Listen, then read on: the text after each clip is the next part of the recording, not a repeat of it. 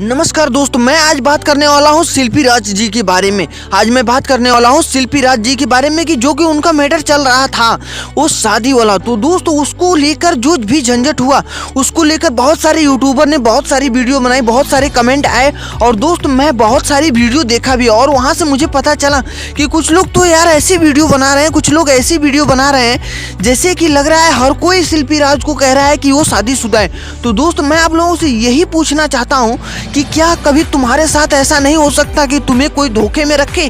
क्या कभी ऐसा नहीं हो सकता कि क्या तुम्हारे साथ कोई ब्लैकमेलिंग करे? तो क्या ऐसा नहीं हो सकता कि तुम भी कभी ऐसी समस्या में फंसो?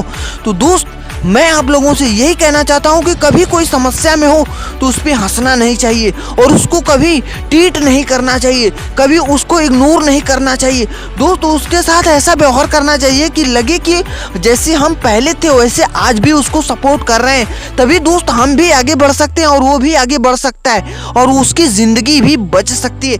दोस्त कुछ लोग ऐसे होते हैं कि अगर उन पे कमेंट करने लगो और गंदा गंदा कमेंट करने लगो ना तो वो अपनी ज़िंदगी को भी नष्ट कर देते हैं। वो ऐसा करते हैं कि सुसाइड कर लेते हैं दोस्तों, वो अपनी जिंदगी को आत्महत्या कर देते हैं। तो दोस्तों मैं आप लोगों से यही कहना चाहूंगा कि कभी किसी को गलत नहीं ठहराना चाहिए। आज शिल्पी राज पे जो मैटर उठा है और वही मैटर बहुत तेजी से चला और दोस्त उसमें प्रियंका पांडे और दोस्त ये क्या बोलते हैं खेसारी लाल जी और पवन सिंह जी और अंतरा सिंह जी सबको उसमें घसीट दिया गया। क्यों दोस्त, क्यों ऐसा क्यों हो रहा है? सबको उसमें लपेटा गया क्योंकि क्या शिल्पी राज इतना भी गिर गई हैं कि वो अपनी जिंदगी को खुद नहीं कंट्रोल कर सकती? क्या आप लोग वीडियो बनाओगे तभी वो वायरल होंगी? आज भोजपुरी जगत में पहले नंबर पे उनका ही नाम आता है।